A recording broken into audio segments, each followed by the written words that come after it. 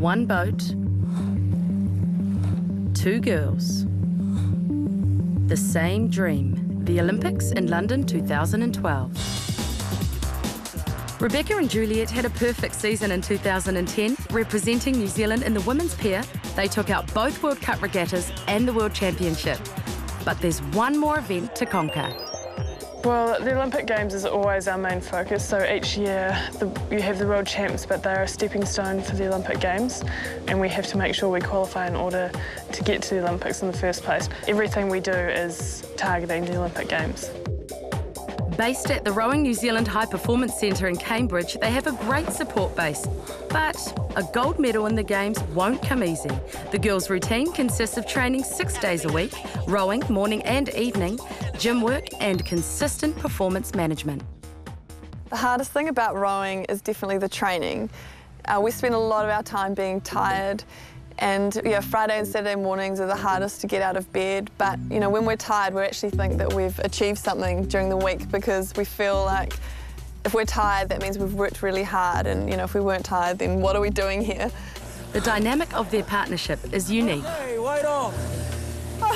Pairs rowing is really quite difficult because you have to have two people for a start that are pretty compatible. Rebecca, she sets up the rhythm and drives the boat, and Juliet, she makes sure that she's there to work with her and the calls, and if people get it wrong, the boat can go in a circle. We've had a personality test actually, and it came out that we'd be a perfect marriage because we are a little bit different, but we obviously sort of think along the same lines, but have different strengths in our personalities, and they seem to blend well together, especially in a pair boat. Yeah, it seems to work well.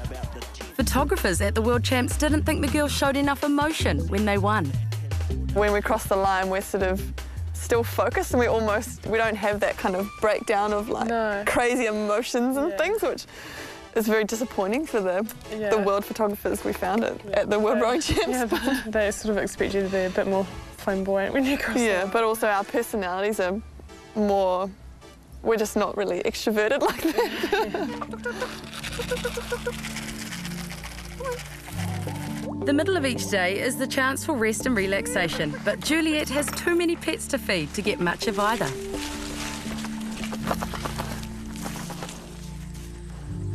Okay, yeah, sit.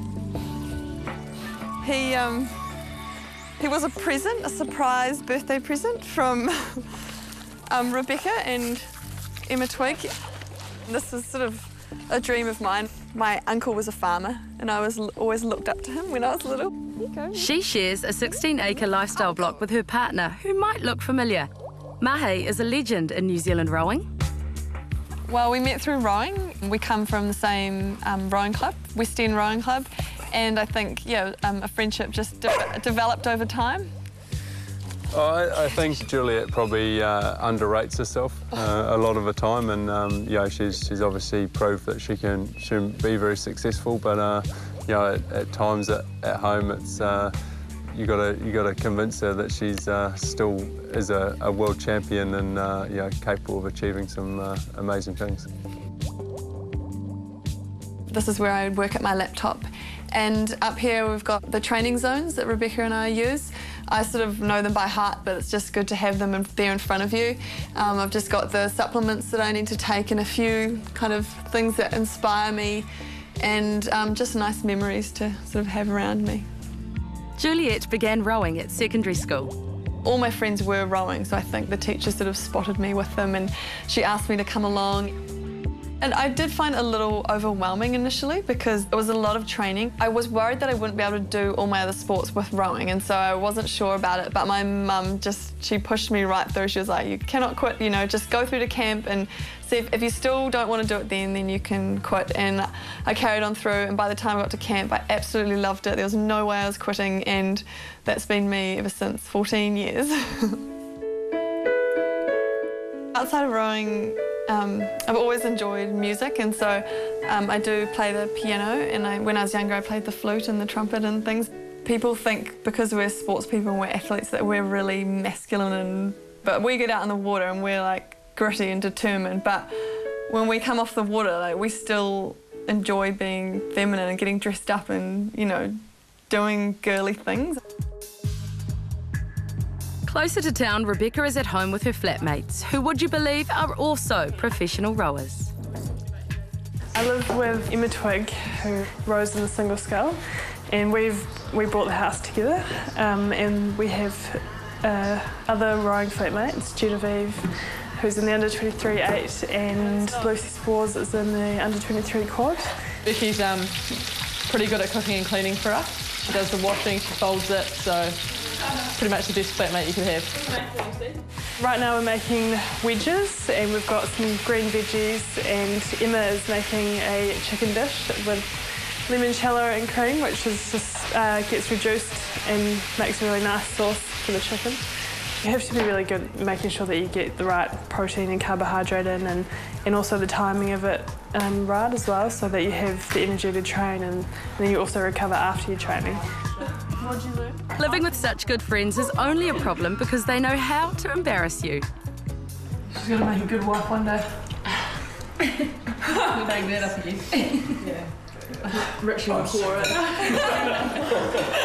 I heard he's watching. She's got an apron in there with Mrs. McCaw. Which I got given. Go on. Mrs. McCaw. Otherwise known as Rebecca Scown. Thanks. Wait, that's appropriate. Not good enough. Obviously there's not a lot of option in Cambridge. A typical Kiwi, Rebecca doesn't parade her success. Yeah, at the moment I've just got all my trophies and awards and things just in my cupboard, so I don't really like to have them out. I just sort of store them away, but that was the Munich World Cup that we won last year. I would never consider myself talented or more talented than anyone else. I think that a lot of it comes down to the top 2 inches, and Juliet and I, we think about what we're doing, so you know, we're going out there to train, but we're thinking about what we're getting out of the training, and so why we need to do it, and we'll also make sure that we do everything else properly. So if we really feel like Pilates will help us with, you know, how we're going to move in the boat, then we'll make the effort to go and do that. So we try and tick as many boxes as we can. Full-time training means no job, so how do the financials work? Well, Juliet and I won our World Champs this last year, and so that qualified us to receive the top level of funding of Performance Grant, which we receive regular payments from Rowing New Zealand feeds us the money, but Juliet and I have even talked about going blonde because we think, you know, blonde people seem to be a lot more marketable than a couple of brunette girls in a rowing boat. And the pair plan to be marketable for a while yet. An interesting fact about rowing is that women often reach their peak later in their careers. So I'm 27 now, and I feel like I'm sort of just hitting my strides with rowing, so I feel like I could row for another 10 years easy, physically. They don't have a big ego, and they just want to get on with the job, and I think that's a real plus, because they're not looking for anything extra other than having a goal to win. I think the Olympic Games is the one that...